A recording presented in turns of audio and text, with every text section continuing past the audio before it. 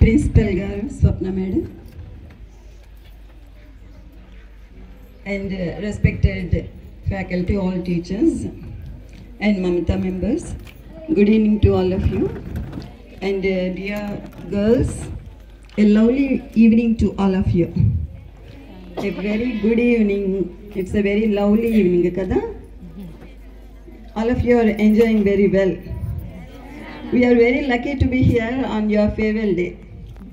ఇంకొన్ని రోజులాగా వచ్చాం అనుకోండి, మీరు మాకు దొరికే వాళ్ళు కాదు, అవునా? సో వీఆర్ వెరీ లక్కీ అన్నమాట. అండ్ ఎంత మంచి పర్ఫార్మెన్సెస్ ఇచ్చారు, బ్యూటిఫుల్ ఎక్స్ప్రెషన్స్, గ్రేట్ ఎక్స్ప్రెషన్స్.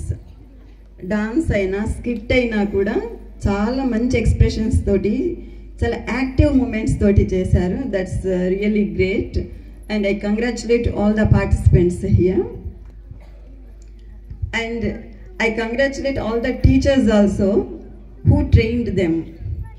సామాజిక స్పృహ ఉన్న అంశాలని సెలెక్ట్ చేసుకుని చేయడం అనేది చాలా మంచి విషయము. అయితే మనం యూజువల్గా ఏం చేస్తామంటే, అది చూసినంతసేపే మన మనసు కదిలిపోతుంది, నెక్స్ట్ డే ఏమీ గుర్తుండదు, అవునా కాదా? ఏదైనా కానీ చూసినంతసేపే, తర్వాత మళ్ళీ మన మామూలు ధోరణిలోకి వచ్చేస్తూ ఉంటాము. అట్లా కాకుండా ఇట్లాంటి మంచి విషయాలన్నీ కూడా ఎప్పుడు గుర్తుపెట్టుకోవాలి, గుర్తుపెట్టుకుని మంచిగా ఉండాలి. నేను ఒక చిన్న స్టోరీ చెప్తాను. స్టోరీ కావాలా ఎవరికైనా? కదా. సో ఒక దారిన పోయే దానయ్య ఉన్నాడు. తెలుసు కదా, దారిన పోయే దానయ్య అంటే రోడ్డు మీద నడుచుకుంటూ పోతూ ఉంటాడు. ఆ దానయ్య వేరే ఒక తన విలేజ్ నుంచి వేరే విలేజ్కి వెళ్తున్నాడు. మధ్యలో ఫారెస్ట్లోంచి వెళ్ళాలి. హాయిగా పాటలు పాడుకుంటూ అటు ఇటు చూసుకుంటూ డ్యాన్సులు చేసుకుంటూ వెళ్తున్నాడు. ఒక పక్కన ఒక ఏరు ప్రవహిస్తూ ఉంది. అరే భలే ఉంది, ఈ వాటర్ ఎంత ఫ్రెష్గా ఉందని దాన్ని చూసుకుంటూ ఇంకా ఎక్కువ యాక్టివ్గా వెళ్తూ ఉన్నాడు. అక్కడ ఒక చిన్న గుడిసె కనిపిస్తుంది. ఇంత అడవిలో ఒక్క గుడిసె ఉంది, ఎవరుంటున్నారబ్బా అని దగ్గరికి వెళ్ళాడు. ఎవరు కనిపించలేదు. కానీ దూరంగా ఒక అతను కూర్చుని ఉన్నాడు, ఒక స్వామీజీ లాగా ఉన్నాడు. అక్కడికి వెళ్ళి ఇతను ఒక్కడేం చేస్తున్నాడు, తపస్సు చేసుకుంటాడా ఏంటి అని దగ్గరికి వెళ్తాడు. అక్కడికి వెళ్తే ఆ స్వామీజీ ఏం చేస్తున్నాడు, చేతిలో ఏదో పట్టుకున్నాడు, అబ్బా అని వదిలేస్తున్నాడు. మళ్ళీ కొద్దిసేపు అయిన తర్వాత మళ్ళీ ఇంకేంటో పట్టుకుంటున్నాడు, అబ్బా అని వదిలేస్తున్నాడు, బాధగా అరిచి వదిలేస్తున్నాడు. ఏంటి విషయమో అని దగ్గరికి వెళ్ళి చూస్తే అక్కడ ఒక తేలు నీళ్ళల్లో పోతూ ఉంటుంది. అది దాన్ని రక్షించాలని తీస్తున్నాడు. ఆ తేలు ఏం చేస్తుంది, కుడుతోంది. కుట్టగానే అబ్బా అని విదిలించుకుంటున్నాడు, మళ్ళీ అది వాటర్లో పడుతోంది. మళ్ళీ ఇతను ఏం చేస్తున్నాడు, అయ్యో నీళ్ళల్లో కొట్టుకుపోతోందని మళ్ళీ దాన్ని పట్టుకుంటున్నాడు. ఆ తేలు గుణం ఏంటి, కుట్టే గుణము. కాబట్టి చేతిలోకి తను రక్షించాలని తీసుకున్నా కూడా కుడుతోంది. మరి ఈ స్వామీజీ గుణం ఏంటి, రక్షించాలనే గుణము.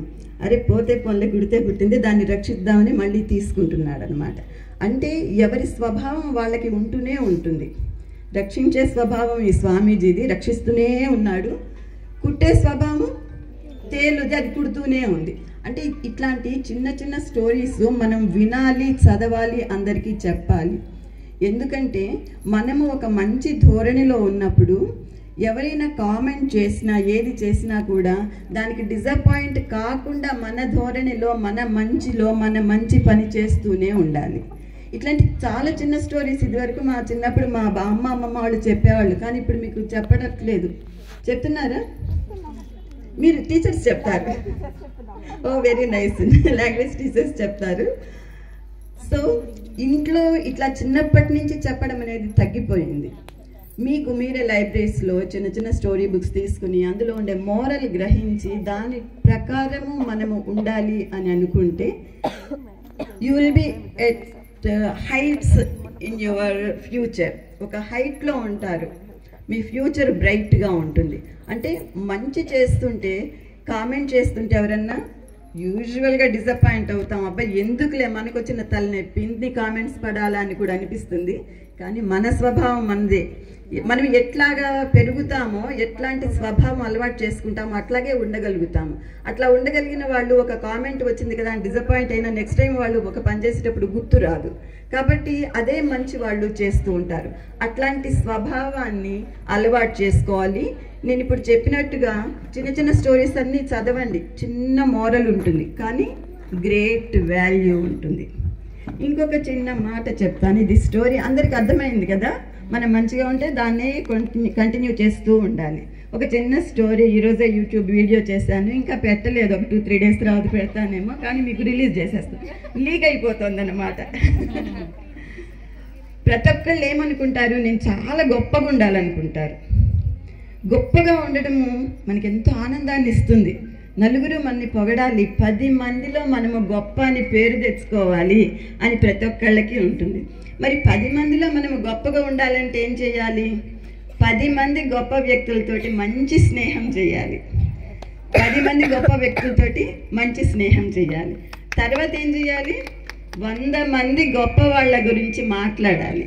అంటే వాళ్ళ గొప్పతనం మనకు అర్థమైంది, ఆ గొప్పతనాన్ని, ఆ గొప్ప లక్షణాన్ని మనం ఇతరులకు అందిస్తున్నాం అంటే మన ఎదుటి వాళ్ళు కూడా అది నేర్చుకుంటారు. తర్వాత ఒక 1000 ఆర్టికల్స్ చదవాలి, మంచి ఆర్టికల్స్. 10 మందితోటి 10 మందిలో గొప్ప అనిపించుకోవడానికి 10 మంది మంచి వ్యక్తులతోటి స్నేహం చేయండి. 100 మంది గొప్ప వ్యక్తుల గురించి తెలుసుకోండి, మాట్లాడండి. 1000 మంచి ఆర్టికల్స్ చదివి దాన్ని కూడా ఇతరులకి పంచండి. Thank you so much for listening to me.